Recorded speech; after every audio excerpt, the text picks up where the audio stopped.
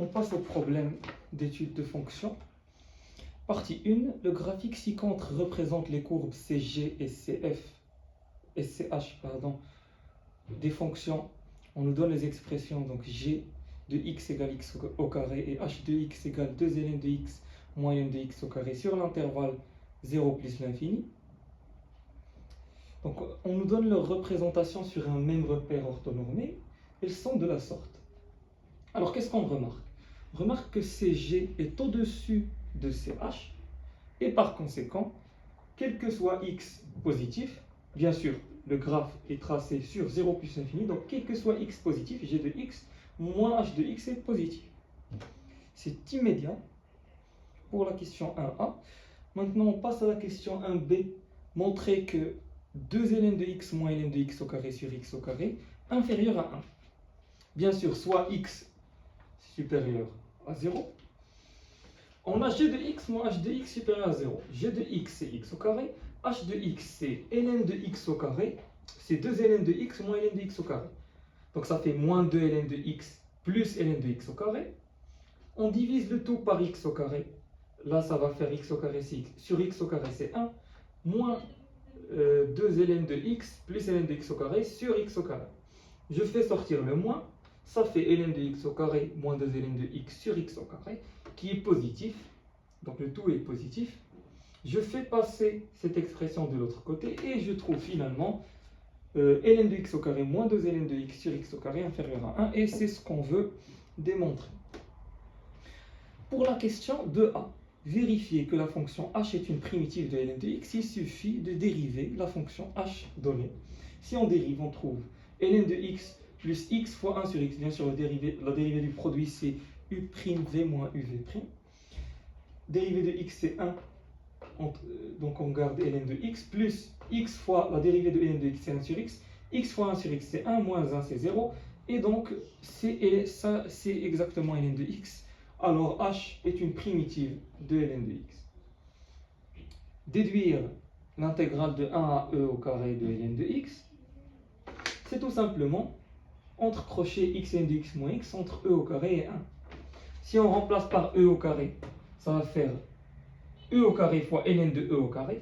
Ln de e au carré, c'est 2 ln de e, c'est 2, parce que ln de e, c'est 1. Ça fait 2e au carré, moins e au carré, c'est e au carré. Moins, on remplace par 1, ln de 1, c'est 0, et on garde moins 1, c'est plus 1. On trouve finalement 1 plus e au carré. Ce n'est que du calcul, vous pouvez le faire vous-même. On passe à la question 2b.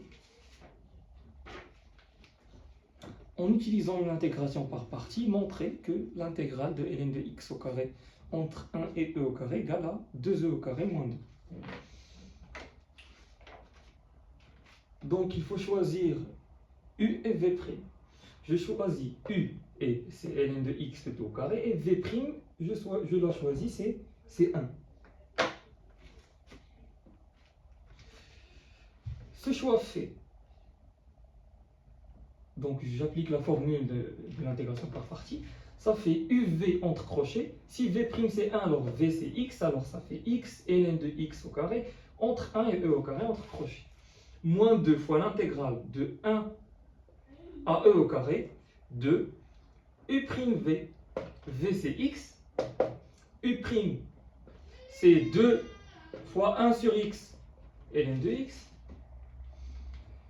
Donc u' fois v, et v c'est x, alors u' fois v c'est 2 x sur x ln de x.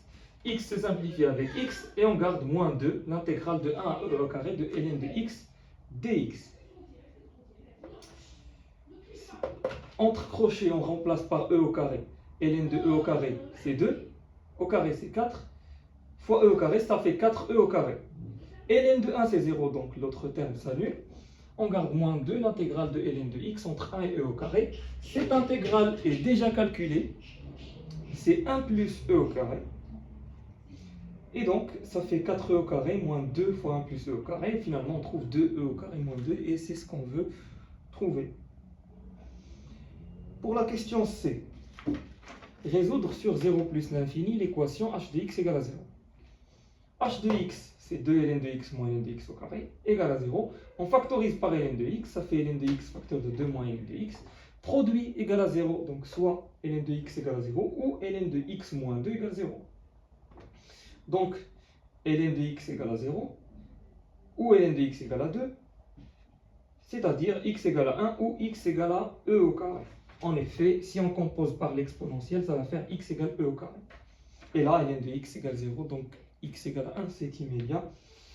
Donc, les points d'intersection entre C de H et l'axe des abscisses sont 1, 0 et e au carré 0. Bien sûr, c'est les points de la forme x0, h de x0 où x0 sont les solutions de h de x égale à 0.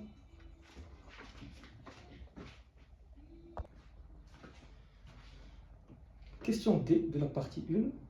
Déduire en unité de l'air l'aire de la partie délimitée par la courbe CH et l'axe des abscisses. Tout simplement, entre CH et l'axe des abscisses, c'est un calcul d'intégrale, bien sûr, entre 1 et e au carré, de h de x moins l'axe des abscisses, c'est-à-dire la droite y égale à 0, donc moins 0. Donc c'est ça l'aire de la partie entre CH et l'axe des abscisses. Voilà. Maintenant on calcule cette intégrale. Ça fait l'intégrale de 1 à e au carré de 2 ln de x moins ln de x au carré. Linéarité de l'intégrale, ça fait l'intégrale de 1 à e au carré de ln de x dx moins 1, moins l'intégrale de 1 à e au carré de ln de x au carré dx. Les deux intégrales étant déjà calculées, on remplace directement par les valeurs trouvées. Ça fait 2 fois 1 plus e au carré moins 2e au carré moins 2. Ça fait 2 plus 2 au carré moins 2 au carré. Simplification entre 2 au carré moins 2 au carré, ça fait 2 moins 2, c'est 4. Et voilà, pour la partie 1. On passe à la partie 2. Première question, calcul de limite. Donc on nous donne une fonction f définie sur 0 plus l'infini. Calculer la limite lorsque x tend vers 0 plus de f de x. La limite lorsque x tend vers 0 plus de f de x, c'est... Donc déjà, la limite de x lorsque x tend vers 0, c'est 0. La limite lorsque x tend vers 0 plus de ln de x, c'est moins l'infini. Voilà. Avec le carré, ça va faire plus l'infini. Et la limite de 1 sur x lorsque x tend vers 0 plus, c'est également plus l'infini. Produit de 1 sur x avec ln de x au carré, ça fait plus l'infini. Avec le moins ici, c'est moins l'infini, et donc le tout tend vers moins l'infini. Finalement, CF admet une asymptote verticale d'équation x égale à 0. Donc, toujours, lorsque x tend vers a, que ce soit 0, 1, n'importe, et qu'on trouve une limite infinie, la courbe admet une asymptote verticale d'équation x égale à 0. Je passe à la question 1b. Montrer que la limite lorsque x tend vers plus l'infini de ln de x au carré sur x égale à 0. On nous donne une indication, poser t égale racine de x. Ok, on les suit. T égale racine de x. Lorsque x tend vers plus l'infini, t tend vers plus l'infini. Donc la limite est la limite lorsque t tend vers plus l'infini de ln de t au carré. T égale racine de x, donc x égale t au carré. De ln de t au carré, le tout au carré sur t au carré. Ici, le t au carré, le 2, peut sortir de ln d'après les propriétés de la fonction ln. Ça fait 2 ln de t, le tout au carré, sur t au carré. La a au carré sur b au carré, c'est a sur b, le tout au carré. Donc, ça fait 2 ln de t sur t, le tout au carré. Ln de t sur t, lorsque t tend vers plus l'infini, tend vers 0, c'est une limite usuelle. Et donc, le résultat est 0. Déduire la limite de f de x. La limite lorsque x tend vers plus l'infini de f de x, c'est x moins ln de x au carré sur x. Ça tend vers 0. Ça tend vers plus l'infini. Donc, la limite tend vers plus l'infini. Question C, déduire que l'équation y égale à x, la droite d'équation y égale à x, est une asymptote oblique de CF au voisinage de plus l'infini. Donc on a déjà fait le calcul de la limite de f de x en plus l'infini, ça donne plus l'infini. Maintenant on passe deuxième étape, limite de f de x sur x. Ça fait 1 moins ln de x au carré sur x au carré. Ça, c'est une limite usuelle, ça tend vers 0. on retrouve 1. Troisième étape, limite lorsque x tend vers plus l'infini de f de x moins x.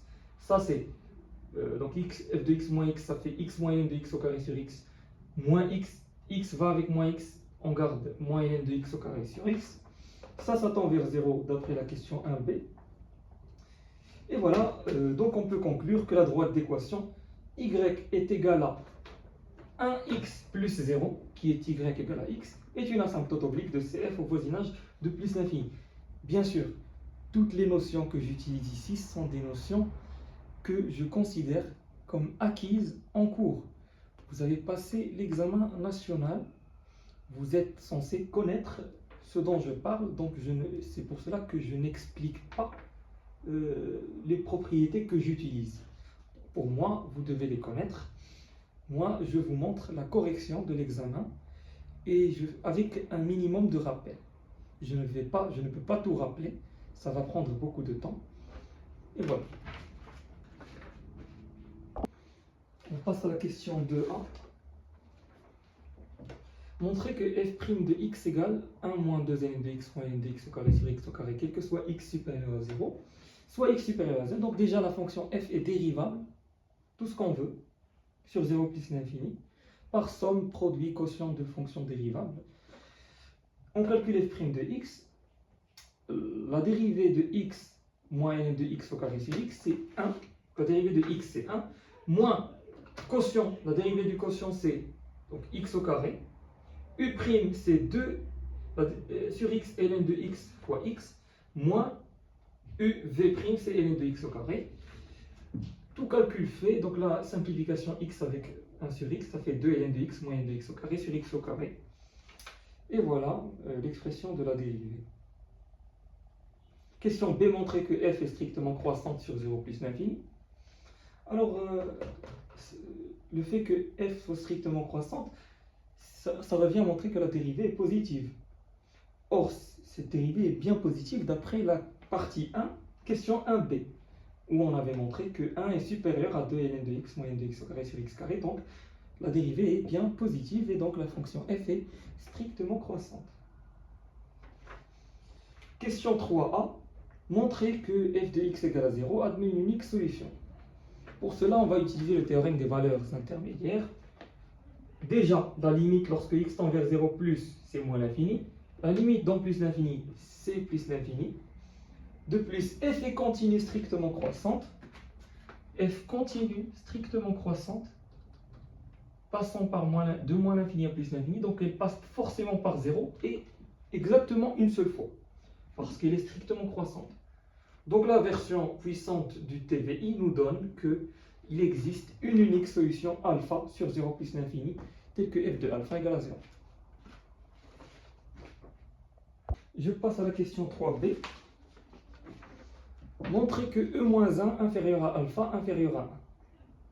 Pour cela, je vais utiliser la stricte monotonie de f. Je calcule f de e-1, ça fait e-1 moins 1 sur e-1, qui est e-1 moins e, c'est négatif. Je calcule aussi f de 1, ça fait 1, qui est positif. Et donc, ceci permet d'écrire f de e-1 inférieur à 0, qui est inférieur à f de 1. 0, c'est exactement f de alpha, parce que alpha est solution de f de x égale à 0. Donc on a cet encadrement, et par stricte monotonie de f et par continuité, on a e-1 inférieur à alpha inférieur à 1. Ok. Et montrer que ln de alpha égale à moins alpha. F de alpha c'est 0. F de alpha c'est alpha moins ln de alpha au carré sur alpha. Je multiplie le tout par alpha. Ça fait alpha au carré moins ln de alpha au carré égale à 0. Identité remarquable, ça fait ln de alpha moins alpha, facteur de ln de alpha plus alpha égale 0. Donc soit ln de alpha égale alpha, ou bien ln de alpha égale moins alpha. Or, on veut montrer que ln de alpha, c'est exactement moins alpha. Donc, il faut éliminer cette possibilité. Comment on va faire? Tout simplement, on va utiliser ce qu'on vient de montrer. Alpha est entre e-1 et 1, c'est-à-dire alpha est entre 0 et 1. Si alpha est entre 0 et 1, donc ln de alpha est négatif. Bien sûr, ln est négatif si ce qui est à l'intérieur est inférieur à 1. Donc ln de alpha est négatif. Puisque ln de alpha est négatif, alors ln de alpha c'est moins alpha. Ça ne peut pas être alpha, puisque alpha est positif. Donc ln de alpha c'est moins alpha. Je passe à la question 3c. Montrer que f de x inférieur à x pour tout x positif. F de x moins x. Donc pour montrer que f de x inférieur à x, premier réflexe c'est de calculer f de x moins x. F de x moins x c'est moins ln de x au carré sur x. X étant positif et ln de x au carré c'est positif, donc tout est négatif. Et donc, quel que soit x positif, f de x inférieur à x. Question D. Montrer que y égale à x, c'est l'équation de la tangente t à la courbe CF au point d'abscisse 1. Donc la tangente au point d'abscisse 1. Alors je vérifie. F de 1 c'est 1 moins ln de 1 c'est 0, donc c'est 1. Alors f de 1 c'est 1. Donc l'équation de la tangente c'est f' de 1. F' de 1 c'est 1 moins 0, donc c'est 1 fois x moins 1 plus 1. C'est la formule. La formule c'est f' de x0 facteur de x moins x0 plus f de x0. C'est l'équation de la tangente en x0. F' de 1 c'est 1. X moins 1 plus 1 c'est x. Et donc y égale à x c'est bien l'équation de la tangente au point d'abscisse 1. Question 4. Le graphique ci-contre représente la courbe CF dont le repère orthonormé O et J. Soit phi la restriction de f sur 0,1. Montrer que phi admet une fonction réciproque phi moins 1 définie sur J, que l'on déterminera. Donc on va appliquer le théorème de la fonction réciproque. Phi continue strictement monotone, strictement croissante sur 0,1. Bien sûr, 2,01. Et donc, d'après le théorème de la fonction réciproque, elle admet une fonction, donc elle est bijective de 0,1 vers la limite lorsque, donc l'intervalle, commençant par la limite lorsque x tend vers 0 plus de f de x, f de 1, parce qu'elle est strictement croissante. Si elle était strictement décroissante, on va inverser. La limite dans 0 plus déjà calculée est moins l'infini. La limite, l'image de 1 c'est 1. Donc, d'après le théorème de la fonction réciproque, phi admet une fonction réciproque de moins l'infini 1, qui est j, vers 0,1. Donc j que l'on déterminera, c'est moins l'infini 1. Montrez donc, question B, que phi moins 1 est dérivable en 0. Donc, parmi les théorèmes de la fonction réciproque, pour que phi moins 1 soit dérivable, il faut que phi prime ne s'annule pas sur i. Bon, on a déjà montré que f' est strictement positive sur tout 0 plus l'infini. Ici, on travaille sur une restriction qui est sur l'intervalle 0,1. Donc, phi' ne s'annule pas. Ne s'annule pas du tout sur 0,1 tout entier. Donc, elle est dérivable sur 0,1 tout entier. Et en particulier, pas dans 0,1, pardon, donc, sur moins l'infini 1 tout entier, parce que phi' ne s'annule pas. Et en particulier en 0, parce que 0 appartient à moins l'infini 1. Et donc, phi moins 1 prime de 0, la fameuse formule phi moins 1 prime de x, c'est 1 sur phi prime de phi moins 1 de x0. C'est pour cela que phi prime ne doit pas s'annuler, parce que c'est 1 sur phi prime. Si elle s'annule, on aura un 0 en dénominateur, et c'est pas ce qu'on veut. Bon, ici, x0 c'est 0. Donc 1 sur phi prime de phi moins 1 de 0. Phi moins 1 de 0 c'est alpha. Parce que phi de alpha c'est 0. Il faut remarquer ça. La seule solution de phi de x égale 0 c'est alpha. Phi de alpha égale 0. Donc phi moins 1 de 0 c'est alpha. Alors cette dérivée ce n'est que 1 sur phi prime de alpha. On a déjà calculé f'. Bien sûr f'. Phi prime, ce n'est qu'une restriction de f', donc on remplace directement dans l'expression de f'. 1 sur f' de alpha, tout calcul fait, ça fait alpha au carré sur alpha au carré moins 2 ln de alpha plus ln de alpha au carré. Et ln de alpha, c'est moins alpha. Donc ici, moins alpha au carré, ça fait alpha au carré. Plus alpha au carré, c'est 2 alpha au carré. Moins 2 fois moins alpha, c'est plus 2 alpha. Ça fait alpha au carré sur 2 alpha au carré plus 2 alpha. Simplification par 1 alpha en haut et en bas, ça fait alpha sur 2 alpha plus 2. Et voilà. Pour la question C, recopier la courbe et tracer phi-1. Donc on vous donne la courbe de phi et on vous demande de tracer celle de phi-1. Voici C de phi. Bien sûr, on sait dans le cours que la courbe de la fonction réciproque est symétrique à celle de la fonction d'origine par rapport à la droite d'équation y égale à x. Voilà. Donc, puisqu'on nous donne C de phi, il suffit simplement de tracer la courbe ou bien la représentation symétrique à C de phi par rapport à y égale à x. Donc, il suffit de regarder cet axe et on fait une petite symétrie ici et c'est bien la fonction réciproque. Et voilà pour la partie 2. On passe maintenant à la dernière partie de l'examen, qui est la partie 3 du problème. Soit UN une suite numérique définie par U0 égale E et UN plus 1 égale F de UN pour tout n appartenant à n. Montrez par récurrence que UN supérieur à 1. Initialisation, U0 égale E supérieur à 1. Hérédité, soit n appartenant à n, on suppose que UN supérieur à 1. Maintenant, puisque f est strictement croissante, on compose par f, et donc puisqu'elle est croissante, alors on garde le même signe d'ordre. Donc f de un est supérieur à f de 1, f de 1 c'est 1 et f de un c'est un plus 1, donc un plus 1 supérieur à 1, et par principe de récurrence, quel que soit n appartenant à n, un est supérieur à 1. Question 2a, montrer que un est décroissante. On va utiliser un résultat de la partie 2.3c, question 3c, où on a montré que quel que soit x positif, f de x inférieur à x, soit n appartenant à n. Si on remplace x par un, on trouve que f de un inférieur à un plus 1 est inférieur à un. Bien sûr, on peut remplacer x par un parce que un est supérieur à 1. Et donc c'est supérieur à 0. Donc on peut prendre x égale à un. f de un c'est un plus 1, inférieur à un, quel que soit n appartenant à n, donc un est décroissante. Question B, montrer qu'elle est convergente. Théorème de la convergence monotone. Un minoré, UNN décroissante minorée. Donc, elle est convergente. Question C. Déterminer la limite de UN. On va utiliser le théorème du point fixe.